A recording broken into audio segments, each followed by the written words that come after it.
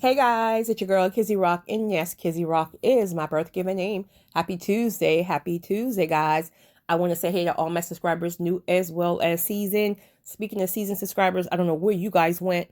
I don't know where you guys went. Like, I'm all about my day ones, and I don't know where you guys went. I've been looking for you guys with a flashlight in the daytime. I want to say hey to all my subscribers. So I asked you guys to post or either reach out to me via email, website, if you wanted me to touch on any particular topics. I had several that came in. I definitely won't be able to get to all of them. I'm going to try to do this one and maybe one after, and then I'll slide the rest in sometime throughout this week. So I got a word for you. Tap in. So this young lady wanted me to address being quote unquote over 40, not having children, and not being married.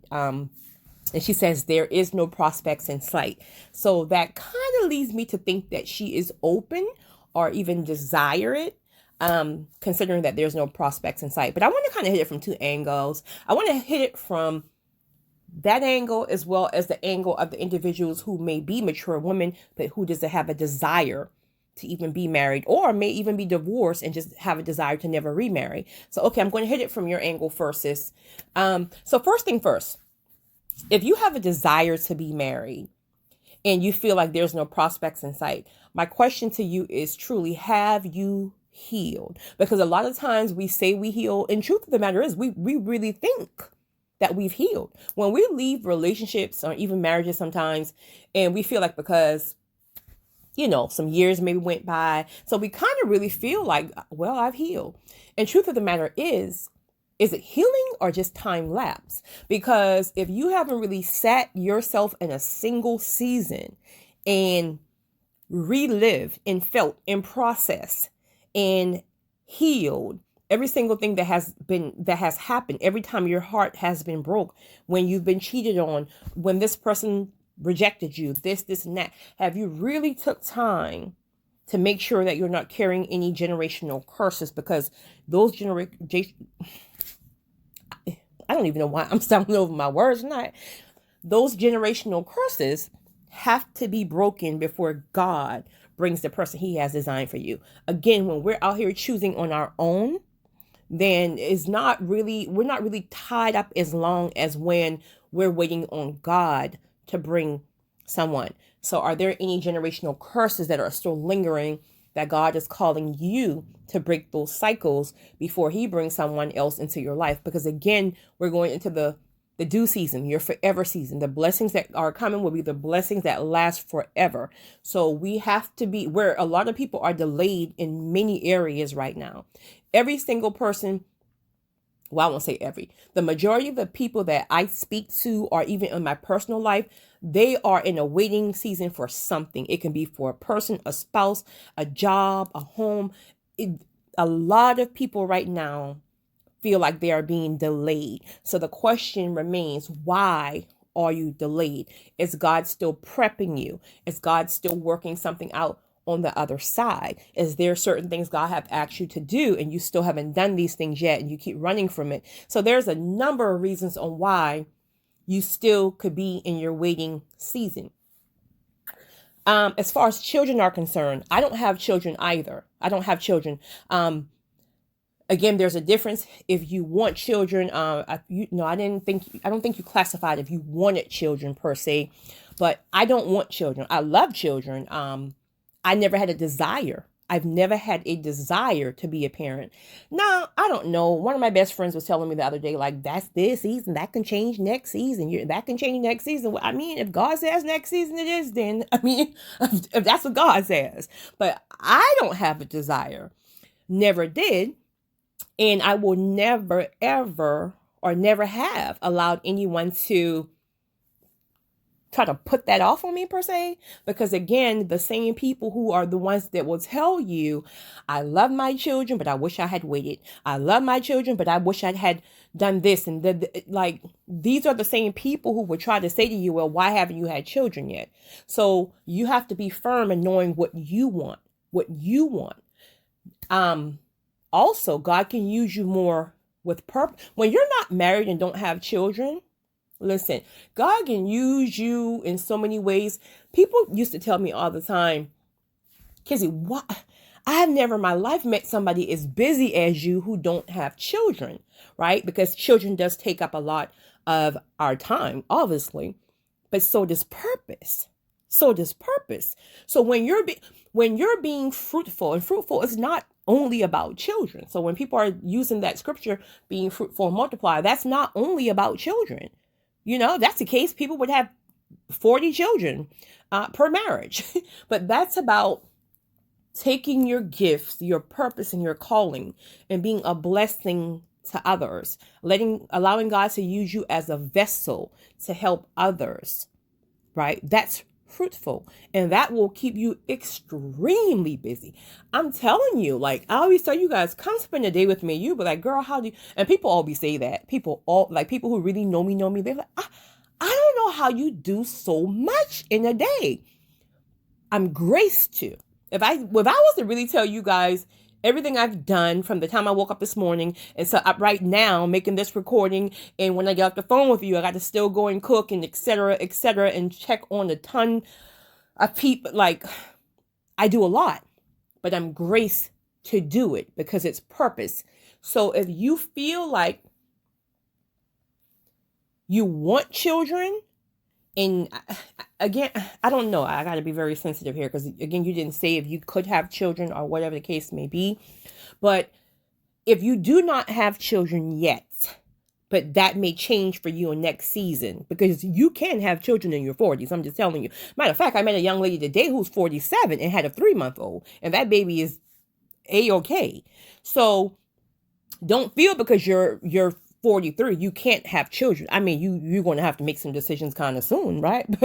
But you can have children. And again, if you choose not to, or if you don't ever have your own biological child, understand from what I've been told from someone who I know personally, who adopted a child, told me that she loves her adopted child the exact same as her biological child. She said there is absolutely no difference. And she said if she's honest, she feel a little more bonded with the adopted child because she got to choose that child. And I know that might kind of sound a little strange to some people, but that's what she said, right? So don't ever just feel like, you could never, ever, ever have a child. If you ever choose to, and if you can't, respectfully, you can always adopt. There are so many children who needs to be adopted. Or again, get extremely busy in your purpose. Purpose will keep you so busy that it will keep you more. I think I'm more busy in my life than if I had even had children, if I'm honest. Honestly. So yeah. So if you are desiring marriage, again, make sure that you are completely healed. Make sure that you've done everything that God has asked you to do. If you're uncertain or if you don't feel like you're spiritually connected enough, ask God to show you, and He will. Just ask Him, God, could you show me what I need to do to really get aligned properly?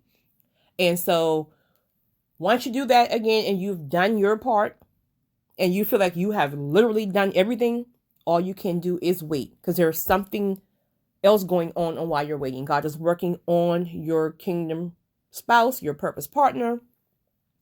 That person will find you, and it's going to be out of the blue. So I chuckled when you said there's no prospects in sight, and I was like, and she don't even know it. You can meet somebody tomorrow. Literally. See, we want to think with how our own mind is. God ways are not our ways. So we feel like, well, I don't even have a prospect. I don't even know who it could be because I don't. You can be pumping gas tomorrow and your husband happened to roll up next to you in a Bentley, right? Like literally. So don't beat yourself up too much about that. And here's another kicker. When it's spiritually aligned, you don't have to worry about being engaged for 9 years because it's going to boom. It literally is going to, you guys are going to be so connected spiritually. There won't even be that time frame of this long engagement. It's ordained. So it literally will fit like a piece of the puzzle. You will be every single thing that He's been looking for, vice versa. And because it is spiritually aligned, it will happen very, very quickly. Very quickly. This happened to a friend of mine. Like, it's crazy. I think they met and they were married in like 3 weeks. 3 weeks. 9 years later, I mean, they're still like newlyweds. Whatever. This is why it's so important to just wait on the person that God has for you, because that thing is something so different than what we are used to. So yeah, to those individuals who may be mature women who do not have a desire to marry or have children, please understand that that is absolutely a-okay. The thing is, we just have to be so solid in knowing that that's what we want.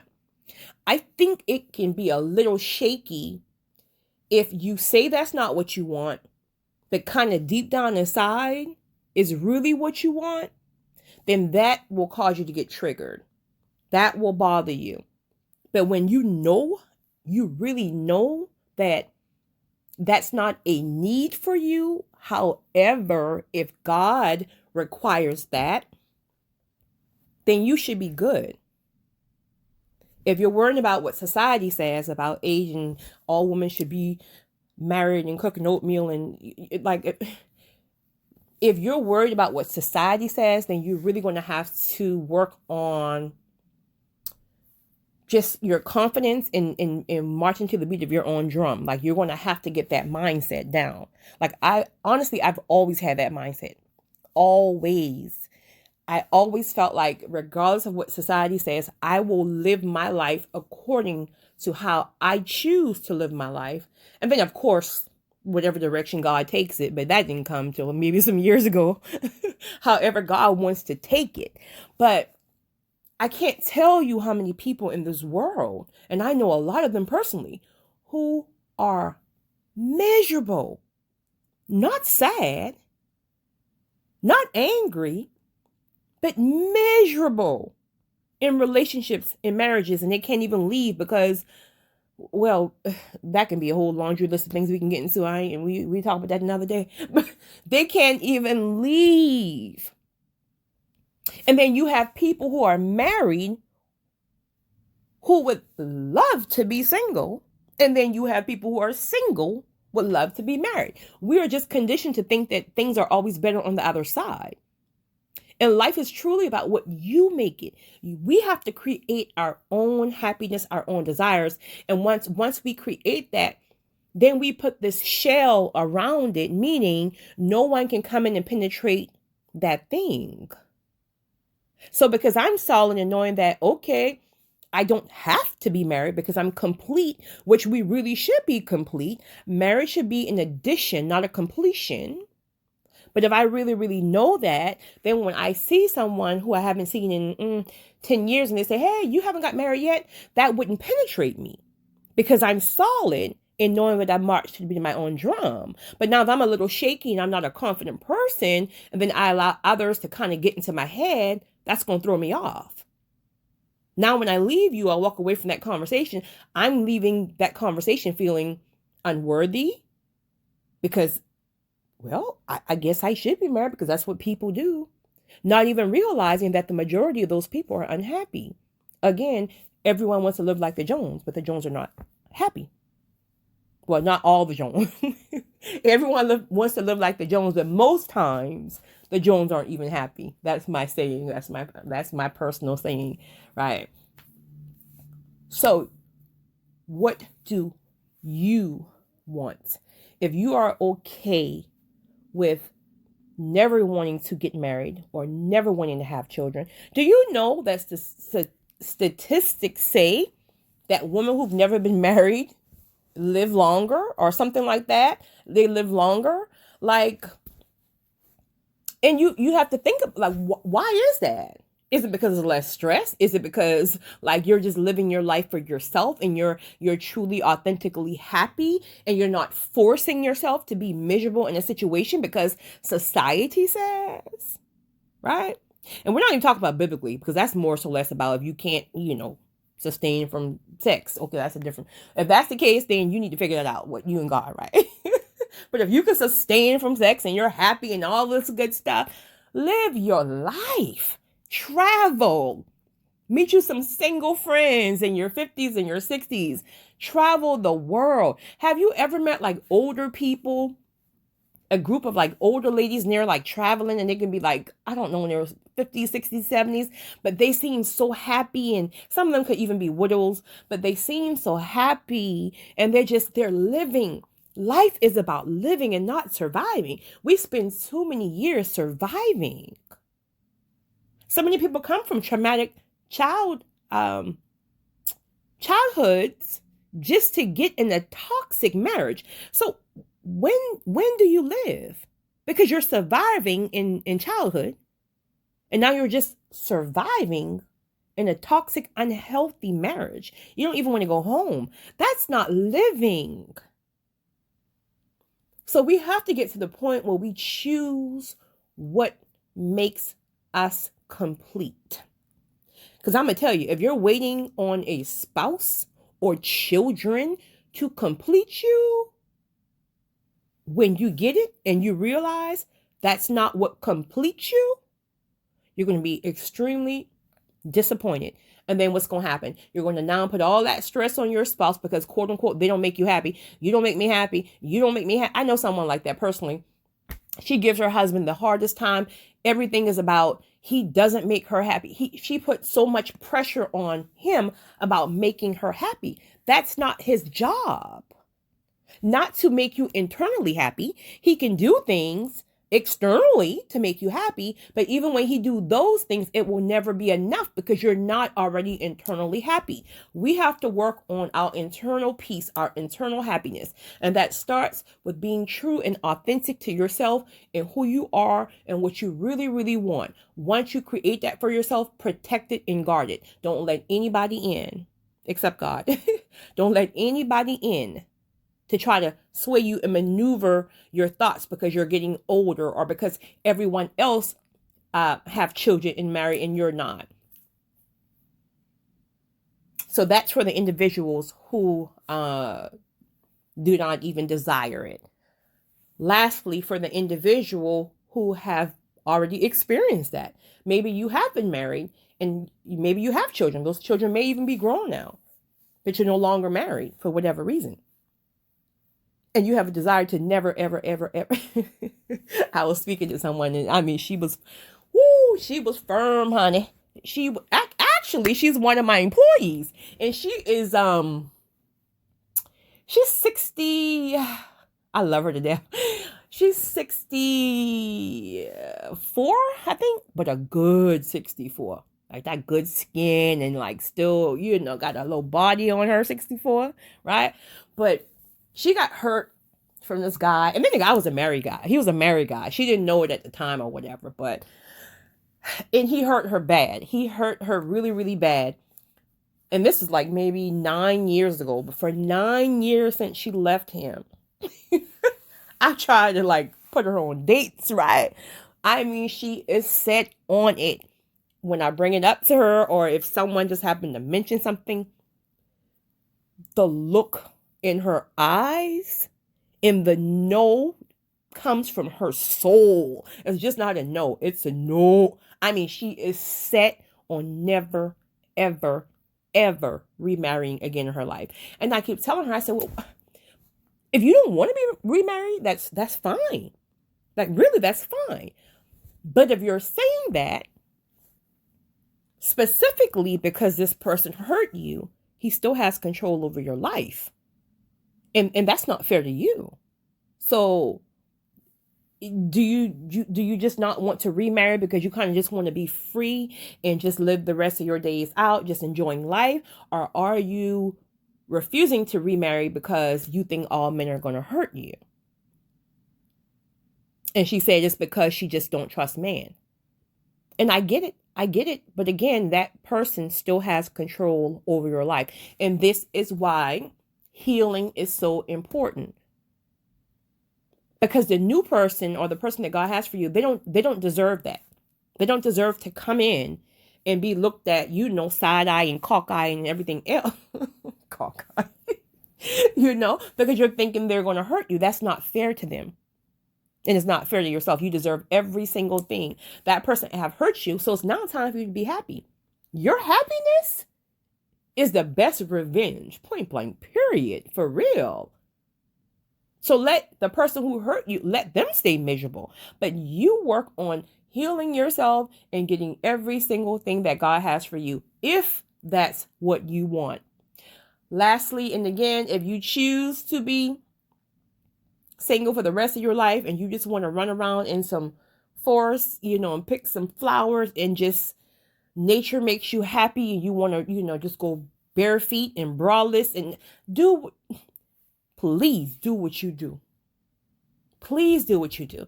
People ask me all the time, because every time I see you, it's like your spirit, you're just happy. Your spirit is fulfilled. It's like you're just fulfilled. I am fulfilled. And it has nothing to do about a man in my life. If a man is in my life, if he's not in my life, if I have children, if I don't have children, right? I'm fulfilled, because if I have a man, I'm good. If he leaves, I'm good. A person should never, ever be able to determine how you feel internally. Of course, we go through our stuff. We hurt, we cry, and we eventually release. But to feel like I could never, ever live without if you feel like you can't live with a person, you got a lot of work to do. Respectfully, you got a lot of work to do. Again, that has nothing to not taking away from heartbreak and pain, because I've had my heart broken. People don't believe that for some odd reason, but I've had my heart broken 2 times actually. But